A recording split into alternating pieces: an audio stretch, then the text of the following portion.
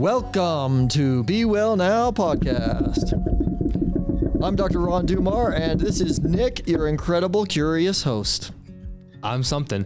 Hey, so RFK is now the HHS secretary. That's correct. Isn't that wonderful? Kind of wild. Yeah. We functional medicine doctors, natural medicine doctors, holistic medicine doctors, anyone who has a natural inclination or integrative vibe to them as well, we're all excited about this. This is great. It's needed to happen for a long time. Why is this great news, in your opinion? In my opinion, this is great because we needed to get the revolving door out of government, which means essentially pharmaceutical people would go in and work for government, or government employees would go back and work for pharmaceutical. There was a revolving door there that was not helping us, okay? And it was only profiting pharmaceutical companies. And it was only in their own interest. So that's one thing that RFK wants to tamp down on. And another reason is because RFK, his entire career for 20 plus years, right, has focused on clean air, clean food, clean water, and clean drugs. That's been his entire career. He knows exactly how to do this. He's gone up against all of these corporations and companies before. He knows exactly what their arguments are. He knows how they do things. He knows how they work. And so he can go in there and clean things up for us. I hear the way you talk and the way he talks, and I'm like, wow, I'm hearing some very similar themes. You're Dr. Ron Dummar, functional medicine doctor. You do chiropractic work, acupuncture. Like, what is your belief on health, and how does that align with RFK? Because I know that you believe this is good for children's health. I know there's a lot of people who think that RFK is dangerous and he's going to cause harm. And so I'm kind of hoping you can clarify your thoughts for those folks. Well, we've been sold a bill of goods, and I think it's a lie. And the lie is that you cannot live without pharmaceuticals. In our country, we've learned to believe that this is an impossibility to live without pharmaceuticals. And I tell people all the time, I have 5 boys and 1 girl, and my family for 15 plus years, 20 years, has not had medications, and we have not had antibiotics. We've only done herbs and plants and food, nutrition. You sound a little robotic when you say that, but there's a lot of soul and truth to what you just said, and I'm just trying to extract that a little bit more. For sure. Because I know you, so I'm like, I hope that you don't sound like some kind of like health robot and you're like, we don't do this and we don't do like. No, but the only reason I brought my sick kids to you and they've been healed. Like, I'm super grateful for your wisdom. I just want folks out there to hear it too. Yes, but again, the reason in sharing that with you was not to brag. It's not to brag. It's not any of that. The whole point is that it is possible. We've been raised under this government that has pushed pharmaceuticals on us as the answer to health. That's why I'm saying that it's possible. That's why I gave the example of my family. And I feel a personal responsibility. I don't require that of my patients. I want to help coach them to that if that's where they want to get. But for me and my family, I feel the personal responsibility to demonstrate that it's possible. And that's why I said that. That's why I shared it. Because we've all been told a lie. I am living proof that it's a lie. My family is living proof that it's a lie. We do not have to have pharmaceuticals in our lives in order to survive, in order to live, in order to thrive. Okay? I wish more people had access to this information and had access to someone like you living in this community, meeting you, kind of seeing your approach on healing, whether it's acupuncture, whether it's the herbs that you've curated through your background in Chinese medicine or the supplements up front, and the practitioners in your office, lymphatic drainage massage. I mean, there's so many things. Mental health. What else is here? Yeah, we have so many patients nowadays that are, or so many people in our country that are sick, right? That are either have mental health related illnesses, they're obese, there's a whole host of things. But we have brain rehabilitation. So we do rehabilitation for patients, and also it's like brain retraining, I would say. So we're improving the blood flow and oxygenation to certain areas within the brain that have been demonstrated to not been functioning properly based on the evaluation that we have. We could talk about that or do a podcast on it. But there's a lot that we do in here. We do regenerative medicine. Our whole focus is on helping patients. When I set out to create this practice, my objective was to be able to give patients, mothers, people that I'd seen suffering and wondering, they'd come to me and be like, where do I go? What do I do with my baby? What do I do with my child? And I wanted to be able to give them the answers that they could go to before they went to medicine or before they went to pharmaceuticals or surgeries, right? And we need to understand that that's there. We've been raised in a culture and taught in our culture that all of those things that you would traditionally go to before medicine are not medicine. Right? We've been taught that herbs don't really work, or plants don't really work, they're slow. Okay, and all of that is bogus. If you have a professional that knows how to use them and has the appropriate dosage of them and is very astute at using them, then you can heal from infections. You can fight colds, flus, bronchitis, pneumonia, rashes. It's limitless, right? The power and potential of herbs are limitless. And are they unlocking our limitless power and potential, so to speak? Absolutely. That's a great point. As sort of like divine beings. I mean, we can go there if you want, but I've just spent time with nature and I feel like I've been more in tune with the divine. Yeah. There's no religiosity to what I'm saying. Is like, I believe that these plants on the earth that you know so much about and have studied for so many years and you've created these formulas, they can heal us. That some divine source created it all and it's all there for us. And you've convinced me of that. And then I started to notice it myself. And it's like, oh yeah, there's nothing really to believe here. Like I just have experienced it. Yeah. Well, and you have to look at the life. There is an intelligence to the way that life operates. There's a beauty to the systems biology, right? The systems that actually exist in nature and the way that they interconsume each other, or the way that they share or assist or help each other. Give me an example. So fire consumes wood, right? But water calms down fire. And we see that in our nature all the time. And if we have too much wood building up, just like we saw uncared for forests, where you have forests, the debris is not cleaned up out of them, it takes just a simple fire and then boom, all chaos breaks loose. If the hedges aren't, meticulously cared for and cut back. So we have to make sure that things are cared for and things are watched over as well within our bodies, within our nutrition. Okay. And if we're not paying attention to our nutrition, we're not paying attention to our health status, we become metabolically unhealthy, which means that our cells are not able to function appropriately to receive and exchange nutrients. Right? Then our mitochondria shuts down. The mitochondria is the powerhouse of the cell, actually generates the ATP, which is the energy that gives your cell a lot of energy. But that energy allows us to clear the debris. And if we're not able to clear the debris, the cell starts to shut down and basically it just burns, it becomes inflamed, and it dies. All right. So we're talking about RFK. Yes. Bring me back. So I led us there. I'll take. But again, what we're talking about is all the diseases. We're talking about the difficulties that people face. We're talking about metabolic health, right? Something like 70%, actually no, 90. It's more than 90% of the United States population is metabolically unwell. 90%. That's a staggering number. Okay. And I heard RFK talk about 60% of people are sick in our country, right. Adults. Well, have like an autoimmune or a chronic disease. 60% of people have a chronic disease is what he said. And what he's saying is that everyone has lots of goals unless they're sick. And if they're sick, they have one goal. Yeah. Right. And so the goal is to let everyone in this country have lots of goals. We want to free people. Yeah. That's what he's saying. He wants to give you freedom. He wants to give you the freedom to choose other goals than just to get well. Because if we can help you be well, like I with patients every day, I help give them tools.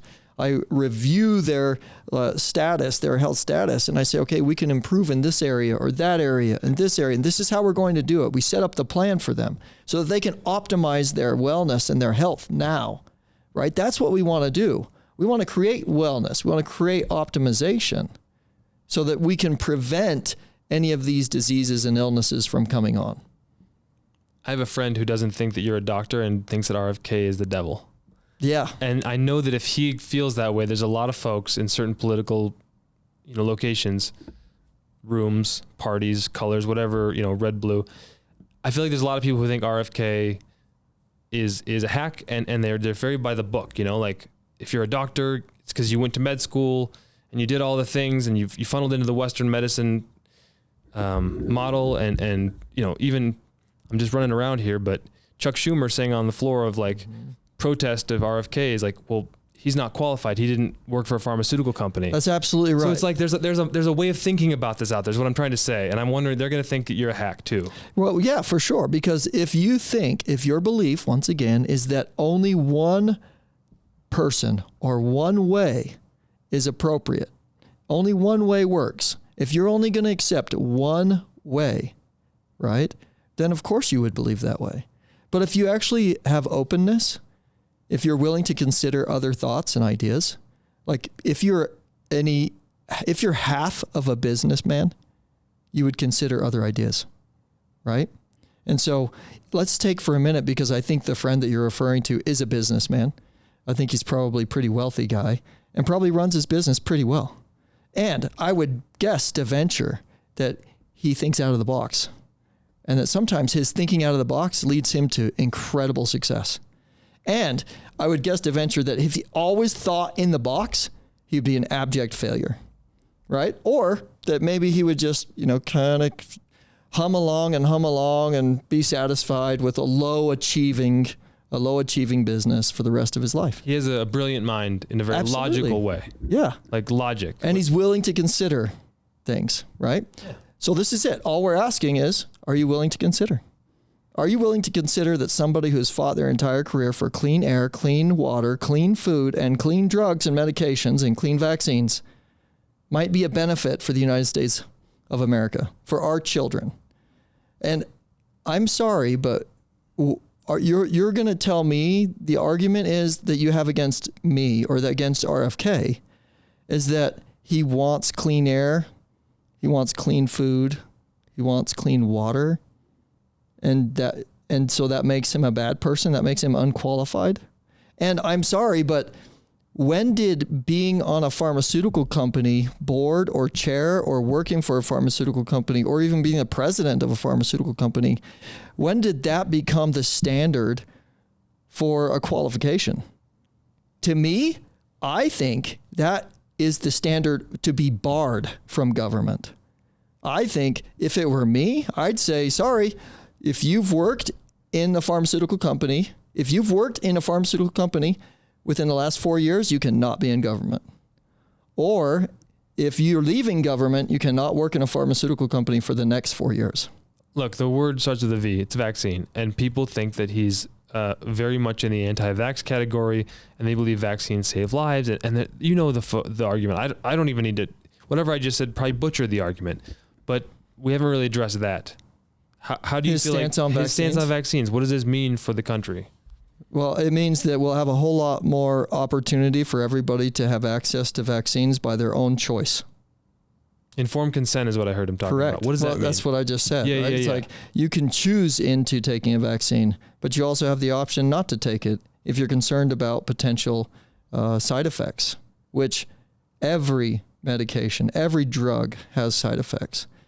And we know with the COVID vaccine, the heart impact, the myocarditis, people are being affected for the rest of their lives.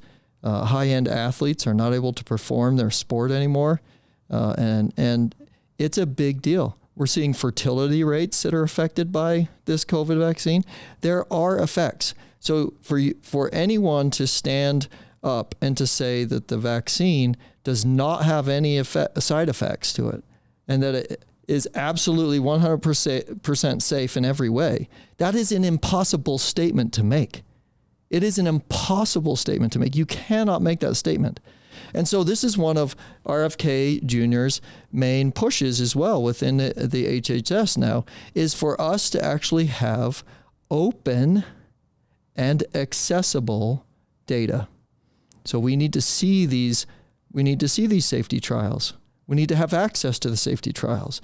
We don't want to have to sue the government and then have a pharmaceutical company try to tell the government that, yeah, they'll give those safety trial data up, but they're not going to do it for 75 years, which is exactly what happened to the COVID safety trials. When they were sued, the government was sued, the company said they will give them up, but they're not going to do it for 75 years. And then finally the judge said, oh no, we're not going to do this. And they had to release the records. And you know what we saw? That's when we started to see, myocarditis. Oh, look at all these other side effects that are happening and occurring. That happens, and it has happened for a long time. We have to open our minds, we have to open our eyes, and realize all we're asking for, all Robert F. Kennedy Jr. is asking for, is transparency. It's called radical transparency. It seemed like folks who voted for Trump wanted to shake things up, and RFK seems like a manifestation of what voters wanted, which was a real shakeup. What do you think is going to happen under RFK? Why is he good for our health? I think with RFK, there's a couple of things. Again, one of the things that he said was he wants to stop the revolving door. That I think is really important because obviously there's conflicts. You can see that should be a pretty obvious conflict for people to see that if you're coming from a president of a pharmaceutical company who you obviously have vested interest in and likely have financial interest in, and then you go sit on the board or you president an agency that can actually influence how much of your company's medications or drugs or how quickly or efficiently they can actually make it through the government, that's a problem. That's a big problem. So he wants to address that. I think it should be addressed. Okay. Another one is in fact, Trump has said to him, you have 180 days. He's given him is it 100? It's 100 days. He's given him 100 days, and he wants him to basically do a full report, to come to Trump with a full report and recommendations for making changes to what the causes are, what the reasons for the chronic disease epidemic in the United States. And they're going to come, put together a specific plan for how we make changes at each level of the healthcare industry. So I think that's an important piece as well.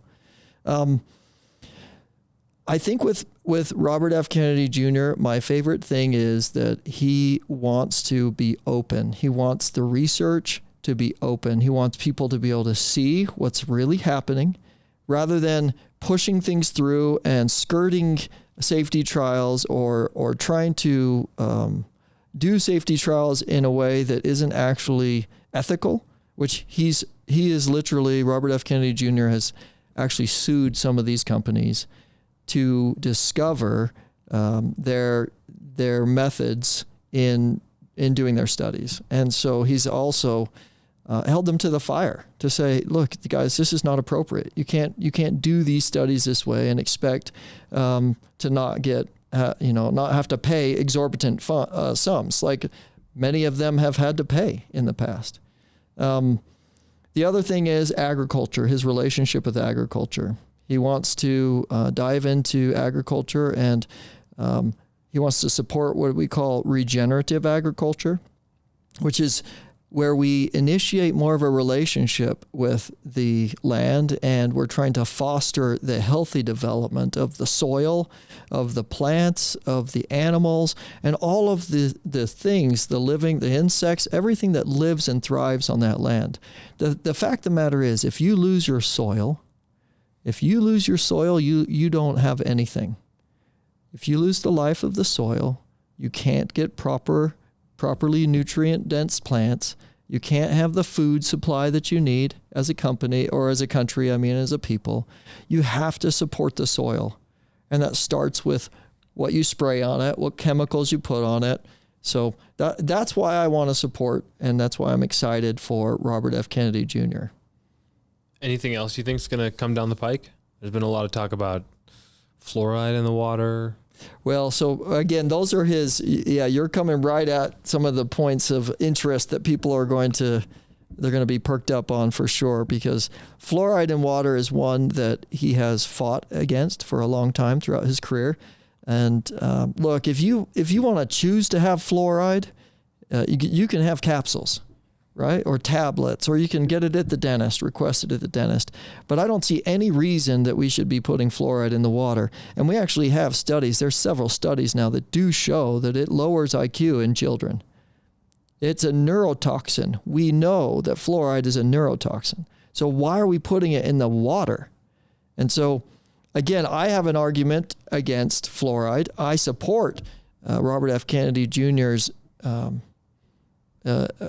actions against fluoride in water. But I think, you know what? I I highly doubt, and in fact, if you look at everything that he's fought for, Robert F. Kennedy Jr. is not looking at restricting people from having access to things. That's what the former HHS secretary did. That's what the former people did when they said, we're going to force you to do this, and you can't have these things. They took ivermectin away. They took hydroxychloroquine away. They'll take stuff off of the shelf. Right now, I just spoke with a lady on the phone a week and a half ago. One of the substances that we use in our office, and it's a naturally occurring substance, okay? And it works very well. And she said, well, the FDA is cracking down on her and the FTC.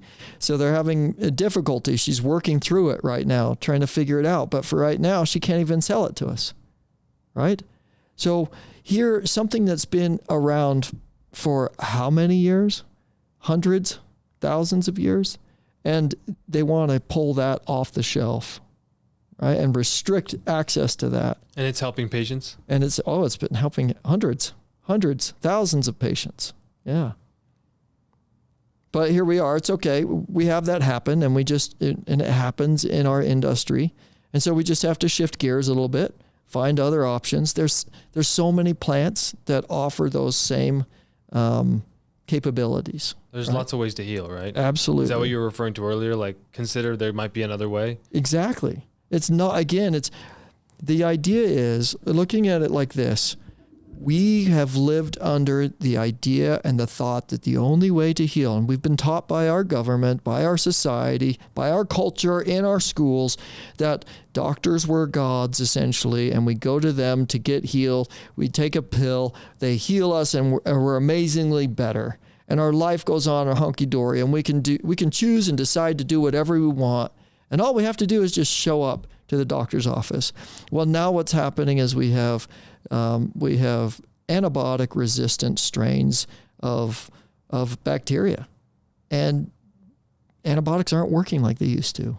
And a lot of people are going into doctor's offices and they're being handed one, they're being handed another one, they're being handed another one. And finally they're fed up. They're like, this isn't working. Like, or maybe even it's working a little bit, but it's not getting at it. And they're still sick, or they're sick for months.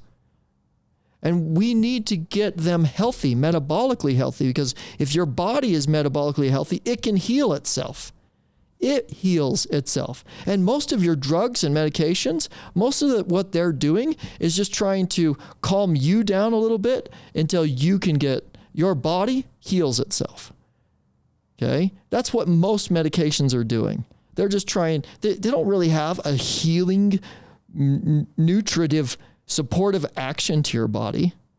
They're just having a disguising, covering, guarding action to hopefully you forget about it long enough to let your body heal. That's what most medications do. What herbals do, what plants do, is they support the body, they provide nutrition, they feed the mitochondria, they support the cell, they reduce the inflammation, they increase the antioxidants, they improve the blood flow, the nutrition, and there you go. Your body heals. You're the healer. Okay, you don't need to cover it up. Oh, thank you, Nick. Preach, that's very Dummar. nice. Preach. That was beautiful. Oh, thank you. That's very nice. And I think that's a good place to end here on the Be Well Now podcast. Sure. We can end there. You have more to say? Always. There's plenty to be said about the great things that are coming. And I'm very hopeful. I'm very hopeful. And the key, again, for me is integrative medicine.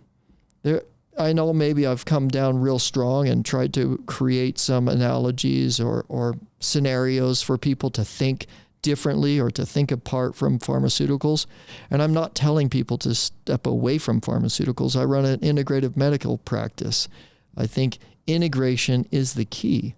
But your first step should always be plants and herbs. And if you have a doctor or if you have a physician or a practitioner who's a professional at those, you're going to be a lot more successful and need medication and drugs a whole lot less. And therefore, we're creating freedom for you, freedom to participate in activities that you want to participate in your life, freedom to not have to wonder what you're going to do when you want to travel. because you don't have to pack up a bunch of your own, pharmaceuticals. You can go throughout the world. You can travel wherever you want to. You can choose to do the activities you want to do because you're not burdened essentially by your chronic disease and ailments. And I'm sure you've seen so many patients who have had those, and it's sad. It's if you don't have your health, what do you have, right? Amen. And namaste. Namaste, everyone.